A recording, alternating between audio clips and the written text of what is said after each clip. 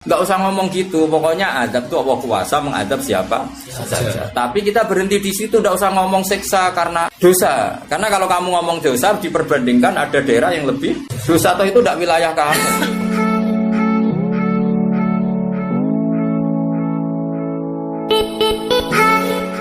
Maka ini penting ada kesadaran ahli sunnah. Kalau Allah ngendikan ya kita diam saja, karena Allah itu ala kulli syai'in qadir bi kulli syai'in alim. Kamu tidak usah kecangkeman orang Aceh diadab karena banyak maksiat, ke malah goblok yang telulas.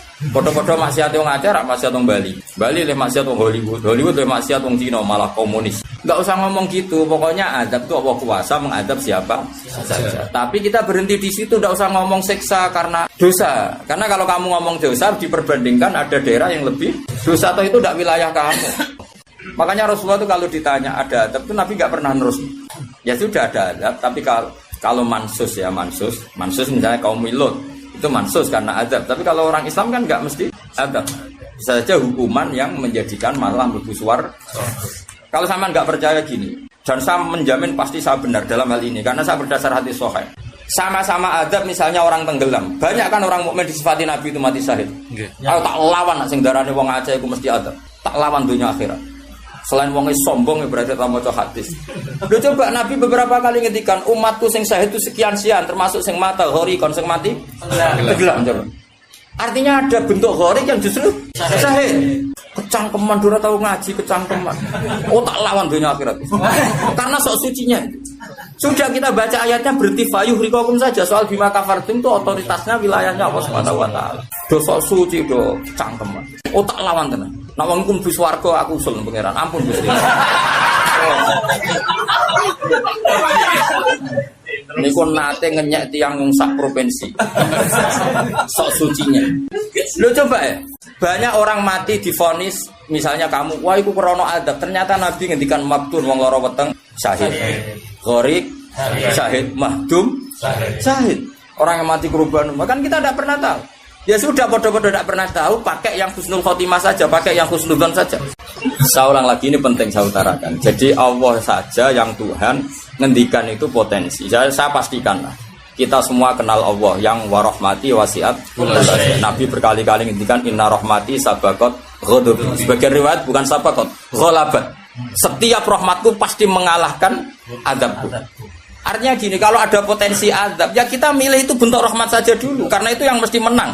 Jadi paribasa aku roh munib, mati kecepet omahe paribasa.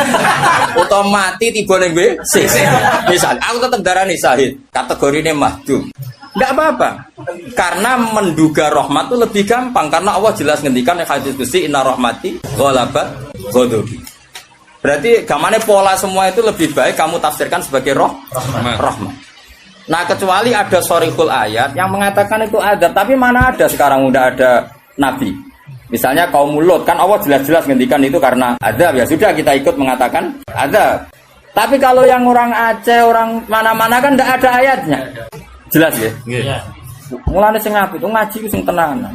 Loh kalau kaum Lut kan binasillah, misalnya hijarah kada wa kada, terus Allah ngendikan karena adab. Ya sudah kita ikut tentang kaumnya Nabi Lut. Tapi sekarang nyuwun sewu misalnya ada orang punya penyakit homoseks, kemudian dia kena adab. Ya sudah itu sanksinya Allah. Bisa saja adab ini kalau dia mukmin kafaroh betul. Memang ya adab, tapi oleh Allah dihitung kafaroh. Dan itu hadis sahih. Tidak ada seorang mukmin yang punya dosa kecuali nanti dia kena masalah, nanti kena riu atau kesandung dari Nabi, dan itu nanti jadi kafarohnya.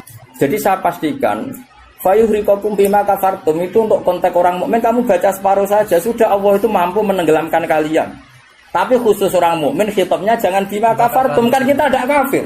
Loh, kalau Allah kan maha tahu, sehingga Allah berhak dong ngendikan bima kafartum mergo kowe kafir. Kita kan tidak tahu, apalagi zahirnya dia mukmin, kan ayat itu tidak kena. Ayat itu kan pada orang kafir, bima kafartum ayatil kowe bima amantum. Boyo mikir, ngene yo, suudon ora usah dilembagakno, suudon. Lah wong suudon kok dalil. Iki ora panggunge ya.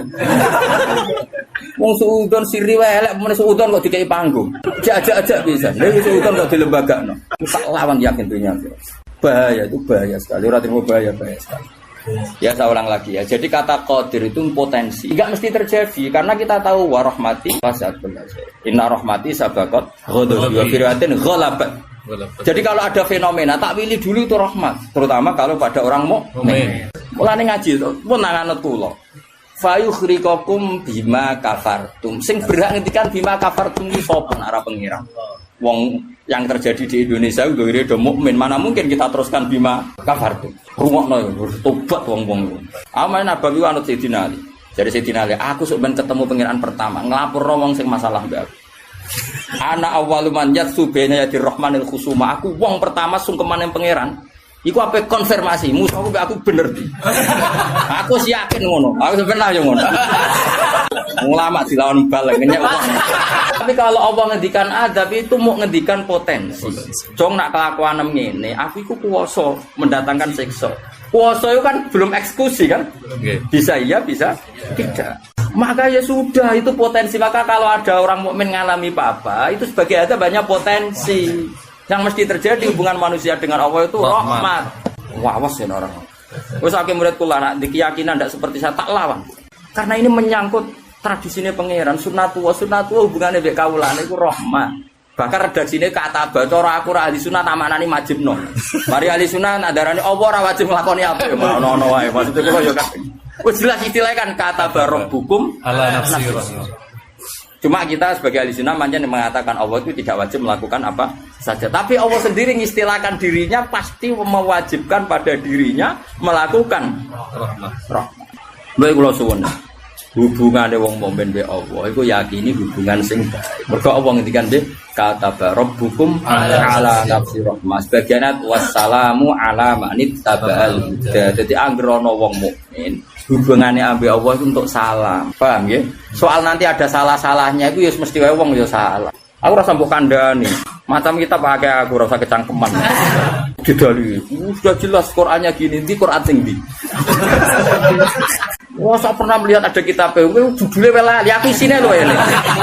Tak ulang lagi, saya tidak bosan karena kita ini nusratan li ummati Rasulillah sallallahu alaihi wasallam. Kita akan bela mati-matian umatnya Kanjeng Nabi. Nah, kan umatnya Nabi iman be Kanjeng Nabi wis salat, wis maca sholawat. Zaman akhir koyo ngene rusak isih ibadah. Mbok tuduh nak kena adab. Wis aku. Wis tak nak kena sanksi koyo Kanjeng Nabi lho nak ngendikan niku. Kanjeng Nabi nak ngendikan kan enak, wong mukmin kena ri, kena opo wae bahkan susah. Wong mukmin kok susah. Susahe wae insyaallah dadi kafarah. Mulane Kanjeng Nabi nanti ngendikan inna minadz-dzunubi dzamban la yukaffiruhu illa hamul maisha. Ana dosa iku isane kafarah nak kowe susah. Asa ulang lagi berkali-kali. Pokoke nak ana masalah mbek wong mukmin, sing gampang takwilane yaiku hubungane rahmah. Iku sing bisi watil jasmi. Mergo Allah ngendikan wa rahmati wasi'at kullasyai. Setiap orang pasti mendapatkan rahmate Allah. Lah soal nanti Allah rodok ngekei sanksi mergo duwe Quran ora dijogo. Dadi kiai ora tau mulang. Terus rodok diadab apa sithik-sithik bojone minggat. Rezekine angel. Lho nak pancen iku adab tenan mesti asal wong mukmin statusnya apa nglebur. Ora istena. Kok sing hukume adab terus piye? Dadi anggape dikopiok ngono lho maksudnya. Allahi wa bihamdihi adada khalqihi wa ridha nafsihi wa zinata arsyihi wa kalimatih. Subhanallah wa bihamdihi adada khalqihi wa ridha nafsihi wa zinata arsyihi mudada kalimati. Subhanallah wa bihamdihi adada khalqihi wa ridha nafsihi wa zinata arsyihi mudada kalimati.